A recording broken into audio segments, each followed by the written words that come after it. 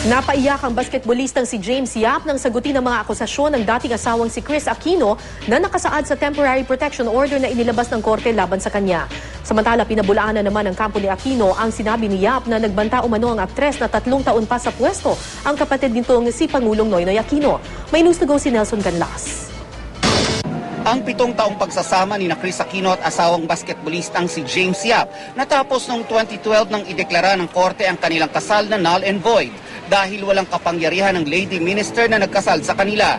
Bilang bahagi ng compromise agreement, binigyan ng visitation rights si James para madalaw ang kanyang anak sa kondo ni Chris. Pero ayon sa aktres, bihirang-bihira daw dalawin ang kanyang anak hanggang tuluyan ng lumayo ang loob ng bata sa ama. Nito raw December 3 pumunta si James sa kondo ni Chris at pinasok siya sa kanyang kwarto sa hangad umanong muling buhayin na ang kanilang romansa. Nagtangka raw si James na magkaroon ng physical intimacy kay Chris.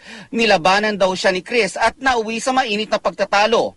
Ang kaso, nakita raw ang lahat ng ito ng kanilang anak, kaya nagkaroon umano ang bata ng takot at matinding galit sa ama. Sinusubukan daw ni James na magkaayos sila sa pamamagitan ng pananakot at pagbabanta sa kanilang mag-ina.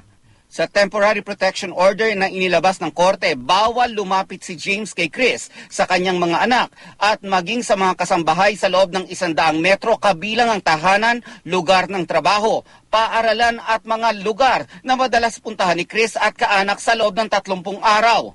Ikinalungkot naman ng PBA player ang inilabas na utos ng korte. Sinasabi ng anak ko sa akin na masasakit na na salita.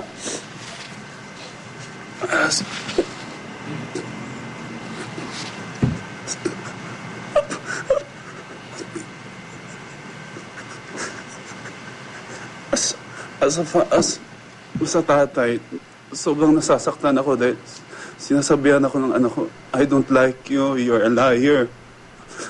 Iniisip ko, ano bang ginawa ko? Wala naman akong ginawa. Tapos tinatanong ko, Sino nagtuturo sa'yo? Sino nagsasabi sa'yo? Mama. Wala naman akong pakialam na kay Chris eh. Gusto ko lang, makasama yung anak ko.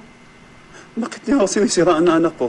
Baby James or Bimbi, ginagawa ko to dahil love na love kita. So, gusto ko lang ipaabot sa'yo na pinaglaban kita. Ipinaliwanag din ni James ang anyay nangyari sa kanila ni Chris na nasaksihan ng anak. One time pumasok si Bimbi sa room niya, tapos pumasok rin ako. Pagpasok kong ganun, nandun siya, tapos magpapaalam na sana akong umalis. Sabi ko, Bim, kiss mo na si Papa kasi alis na. Sinabi ni Bim, I don't like. Tapos ako naman, sinabi ko, Bim, pag hindi mo i-kiss si Papa, ikikiss ko si Mama. Tapos, ang reaction ni Chris, sabi, yak. Lumapit ako kay Chris. Hinawakan ko siya dito. Paghawak ko, sabi ko, Bim, look, kikiss ko ng mama mo.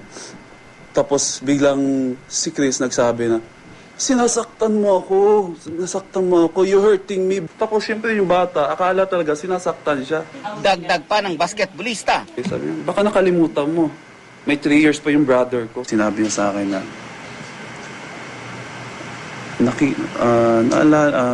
nakita mo ba kung saan yung mga ex ko ngayon? Wala nang mga career. Baka ganun gawin ko sa'yo. Isang iyak ko lang sa TV, maniniwala na sa akin ng mga tao. Pawang kasinungalingan daw ang mga ito, ayon sa abogado ni Chris na si Attorney Frank Chavez. Hindi sinabi ni Chris yun. I just asked her over the phone just now. Dinadawit nila, when they say power, they're referring to the president who happens to be the brother of Chris Aquino. That is most unfair. Itinanggi rin ng kampo ni Chris na sinisiraan ng aktres sa anak, si James. Sabi pa ni Chavez, di raw malayong may kinalaman sa pera ang mga pangyayari. It would have provoked the stop payment order. I am not aware of the amount of the last check, but the totality that he got, and this is matter of public record, is about 14.5 million. It is so malicious and it is so degrading. Number one, to say that there was a price paid. That's not correct. As a matter of law, there was a settlement of the estate. Alam naman natin sa conjugal partnership, parang pizza pie yan, hati sa gitna. And that's what happened. In fact, hindi nga hati sa gitna here, ano? The properties that Chris wanted, she got. Naghahain na sa korte ng oposisyon sa temporary protection order ang kampo ni James. Si Chris naman, hinihingi sa korteng gawing permanente ang protection order laban sa basketballista. Nelson Canlas, GMA News.